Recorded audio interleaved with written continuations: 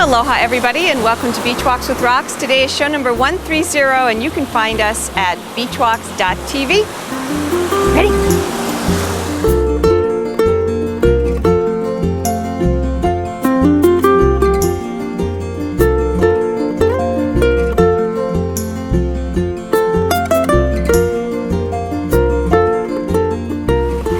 So I'm going to wrap up my discussion of wages today, I hope.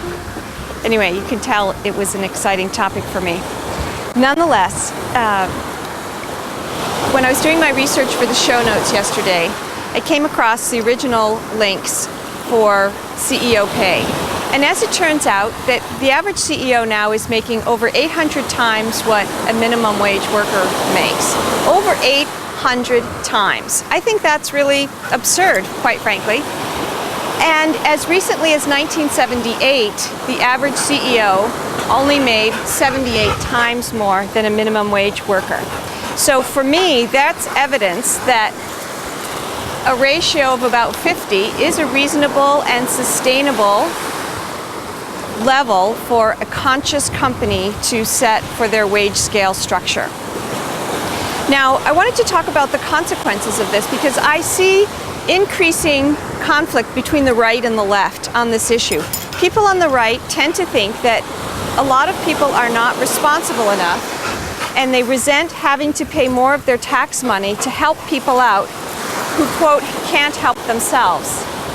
And I think any of us can understand that. If I've worked hard or you've worked hard for something, it's hard to just plain give some of that away to somebody else who you see as laying around or not trying.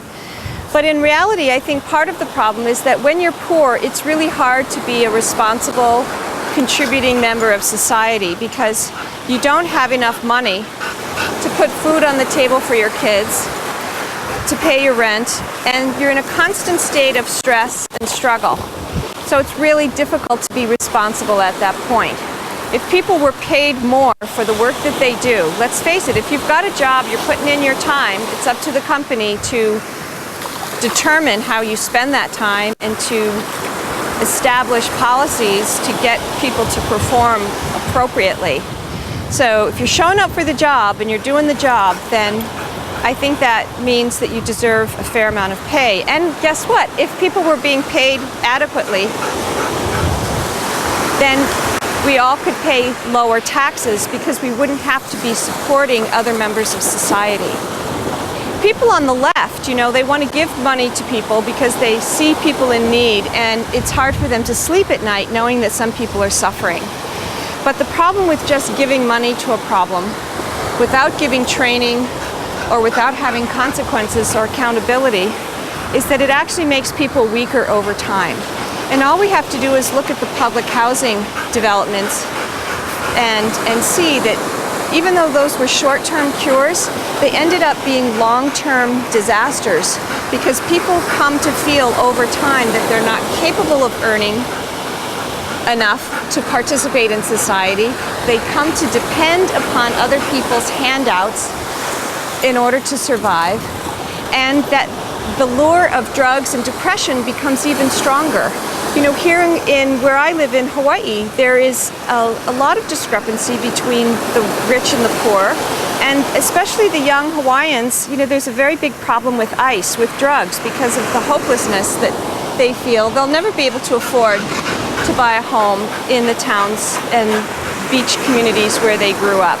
That's very debilitating for kids, and if you can go pass out on drugs or make money dealing drugs, I can really understand how people would go there.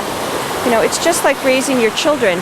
If you always give your children, you know, this is the weakness of the left article, you always give your children what they want and you don't let them learn how to solve their own problems and reward them appropriately, then you end up with a basket case. You don't end up with a fully functional adult. So consciousness is hard, but it's not that hard. We have data now over several decades about pay scales, wages, economics, and I think it's time to rethink that and to not be driven so much by our fear and our greed that there isn't enough to go around. There's plenty to go around for everybody, and we can still have competition and incentives so that the people who want to work harder can earn more. But it's really, I think, the solution to solving this dilemma. The right gets what it wants, the left gets what it wants, the environment gets what it wants, because guess what? When people are poor, they drive older cars, which pollute the environment more. They are left to purchase commodity and fast foods, which are higher in fat and cause more health problems. And then those people have to go to the emergency room because they don't have health insurance. You see, it's a vicious cycle.